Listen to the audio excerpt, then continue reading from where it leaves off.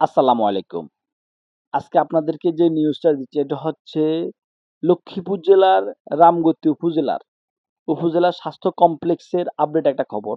সেটা হচ্ছে আ আজ রামগতি উপজেলা স্বাস্থ্য কমপ্লেক্সের হাম ওয়ার্ড আলাদা করা হয়েছে।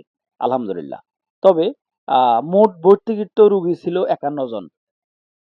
হাম ওয়ার্ডে ভর্তিকৃত রোগী ছিল ৫১ জন। তার মধ্যে পরীক্ষা-নিরীক্ষা করে ১৭ জন বাচ্চা আক্রান্ত হয়েছে বা শনাক্ত করা হয়েছে হামে আক্রান্ত। প্রিয় বন্ধুরা, আমারই সন্তান, আমি দেখতে হবে, আমারই সন্তানের কষ্ট আমি নিজে বুঝতে হবে। ঠিক প্রতিটা বাবার আজকে আসলে সতর্ক হইতে হবে যে আপনার বাচ্চা, আপনার সন্তান আপনাকে সতর্ক রাখতে হবে। আপনাকেই সবকিছু বহন করতে হবে। তবে আসলে বর্তমানে এই যে হাম নামে যে ভাইরাসটা ছড়াইতেছে, যেই যে রোগটা ছড়াইতেছে বিশেষ করে বাচ্চাদেরকে বেশি অ্যাটাক করে। যে কারণ তাদের ওই পরিমাণ শরীরে রোগ প্রতিরোধ ক্ষমতা কম থাকার কারণে বাচ্চাদেরকে বেশি আক্রমণ করে। প্রিয় বন্ধুরা, আমি আমি আমার জায়গা থেকে আসলে অন্তত সকল মা এবং বাবাকে আসলে দৃষ্টি আকর্ষণ করছি আপনারা আপনাদের সন্তানকে বিশেষ করে জ্বর হলে, কাশ হলে, আ অনেক সময় পাতলা পায়খানা হলে কিছু না, আপনারা অবশ্যই ডাক্তারের শরণাপন্ন হবেন। এই সমস্ত রোগ বর্তমানে আ এটা একটা মহামারী ভাইরাস বলা যায়। এই ভাইরাস থেকে আপনার সন্তানকে আপনি অবশ্যই কিছু কিছু একটু কেয়ারফুলি হইলেও আপনার বাচ্চাটাকে আপনার হয়তো এই রোগ থেকে অন্তত মুক্তি পাইতে পারেন। প্রিয় বন্ধুরা, আপনারা অবশ্যই কারণ বর্তমানে উম শিশু বলেন, কিশোর বলেন, প্রাপ্তবয়স্ক যুবক, বৃদ্ধ সবারই কিন্তু কম বেশি জ্বর হয়। জ্বর হয়ে থাকে এবং সর্দি কাশি হয়ে থাকে। আপনারা অবশ্যই অন্ততপক্ষে ডাক্তারের পরামর্শ নিবেন। কারণ ডাক্তারের পরামর্শ বর্তমানে আমি মনে করি প্রতিটা রোগীর জন্য অন্তত আপনার সর্দি হইছে, জ্বর হইছে, কাশ হইছে আপনাদের ডাক্তারের পরামর্শ অত্যন্ত জরুরি। আপনারা এই সমস্ত আসলে রোগ নিয়ে কখনো অবহেলা করবেন না।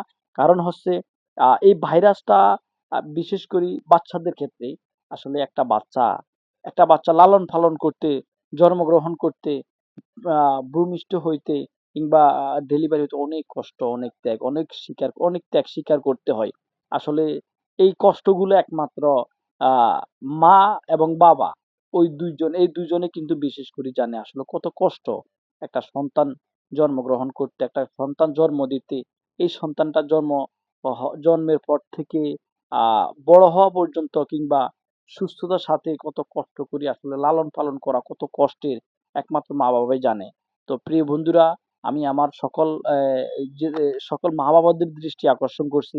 আপনারা অবশ্যই আপনাদের সন্তানের প্রতি খুব খেয়াল রাখবেন এবং যাতে করে বাচ্চাদের জ্বর হবে, সর্দি হবে, কাশ হবে, পাতলা পায়খানা হবে, ঠান্ডা লাগবে।